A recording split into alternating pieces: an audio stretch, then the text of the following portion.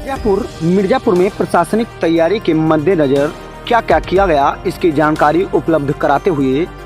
जिला प्रशासन मिर्जापुर जिलाधिकारी प्रियंका निरंजन ने विस्तार से जानकारी दी और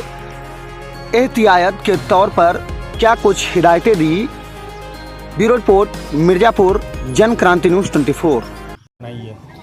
केंद्र सरकार व राज्य सरकार द्वारा दिए गए विभिन्न दिशा निर्देशों के अनुसार जो हमारे पुलिस विभाग, प्रशासन और समस्त संबंधित जो स्टेक होल्डर्स हैं उनके साथ सभी संस्थाओं में मॉक ड्रिल का आयोजन किया जा रहा है। इसमें बेसिक शिक्षा, माध्यमिक शिक्षा के साथ उच्च शिक्षा से संबंधित जो संस्थान है वहाँ छात्रों को इस तरह की मॉक ड्रिल की ट्रेनिंग दी जा रही है। पुलिस लाइन में जो हमारे प्रशासन के विभिन्न काउंटर पार्ट हैं, चिकित्सा,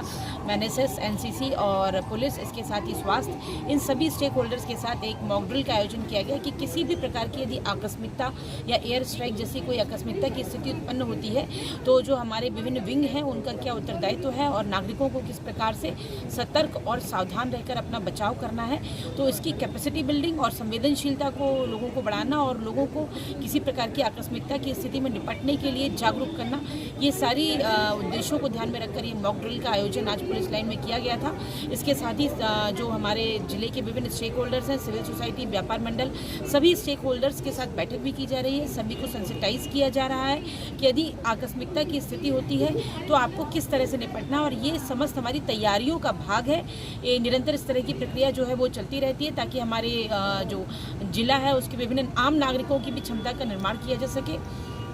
मैम, एक चीज ये था कि आप लोगों ने स्कूल में भी कैंप किया था, गई थी वहाँ पे भी कुछ विजुअल्स आए। दूसरा ये बताया जा रहा है कि सेकंड प्रायोरिटी में NCC के कैडर्स को भी, बच्चों को भी रखा गया है कि प्रशासन के सहयोग के लिए अगर कहीं ऐसी कोई सिचुएशन आती, जरूरत आती है तो NCC कैडर के बच्चों को ट्रेंड किया जा रहा है। देखिए,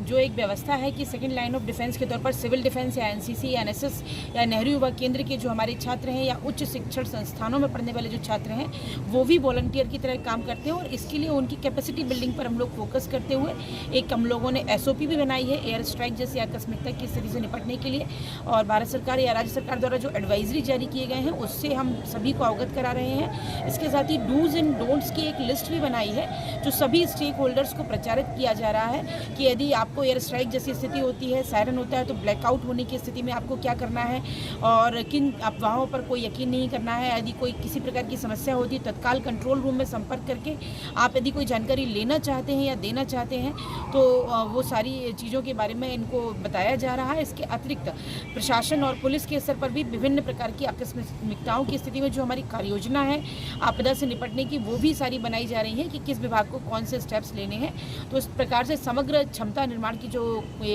गतिविधि है वो की जा रही है। Thank you ma'am.